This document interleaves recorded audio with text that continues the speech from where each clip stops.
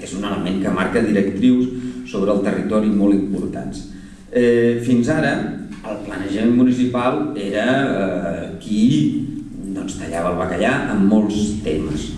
I en aquest sentit, sempre jo he tingut la sort de treballar amb l'Agapit en algun tema d'urbanisme, recordo un element que ell no ha volgut dir avui i l'esmentaré, que sempre deia hi ha d'haver-hi una segona generació de plans urbanístics on apareguin unes àrees mínimes de planejament.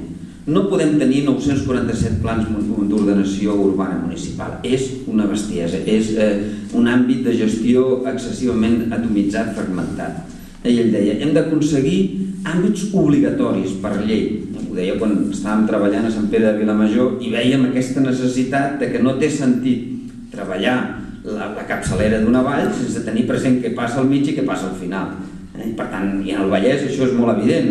Per exemple, aquests últims mesos he estat treballant en la carta del paisatge de la Vall del Tenes. La Vall del Tenes és una unitat i ha estat trossejada amb 5 unitats de planejament, que vol dir que cada una intenta posar el seu petit espai industrial, les seves zones de creixement residencial, etc.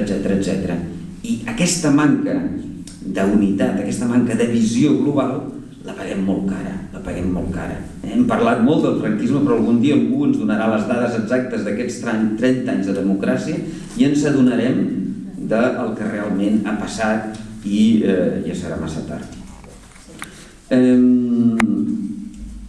Com que ja m'estic excedint, només un últim tema, una última pregunta que li donarà peu, suposo, a en Pep Riera. Quin és el valor d'aquests corredors agroforestals? En aquest sentit, us portava... El 2007 es va fer el Congrés Forestal Català a Tarragona. Una de les coses que van dir els forestals és una cosa tan senzilla, és una línia. Diu, les 2/3 parts de Catalunya són superfície forestal i esdevenen, per tant, la principal infraestructura del país. Si li afegim al forestal o agrari, la veritable infraestructura del país, és a dir, allò que és necessari per a la col·lectivitat, és l'espai agroforestal. Per tant, hem de saber-li donar el valor que té, el valor d'infraestructura, el valor d'element necessari per a la col·lectivitat. I en aquest sentit, fomentar i valorar aquests espais és d'una gran utilitat. Bé, i per acabar, dir-vos, per no ser, no m'agrada mai ser ni negativista ni tenir una visió catastrofista, dir-vos que apareixen nous models a Europa i a altres territoris per posar en força i posar en valor d'aquests espais agroforestals per a la ciutat, perquè aquesta és una realitat. I en contrapartida a la velocitat, en contrapartida a la rapidesa, al consumisme, al model accelerat en què moltes vegades vivim tots plegats, i jo el primer, per exemple, apareixen les ciutats tranquil·les, les slow, la ciutat slow, que estan pensades per ciutats de menys de 50.000 habitants.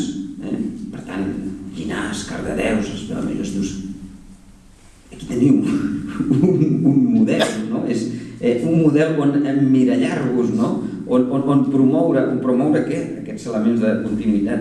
O ahir participava en un seminari sobre turisme i paisatge i va venir l'alcaldessa d'Alpens i va parlar d'una iniciativa que estan portant endavant la gent del Lluçanès, amb els del Moianès, amb els del Cabrerès i amb la gent de les valls del Gès, que són els territoris serens. O sigui, troben que l'eslou és un concepte que no els acaba de quadrar i fomenten els territoris serens.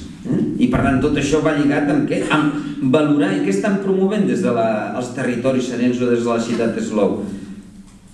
Consumir el que tenim a prop,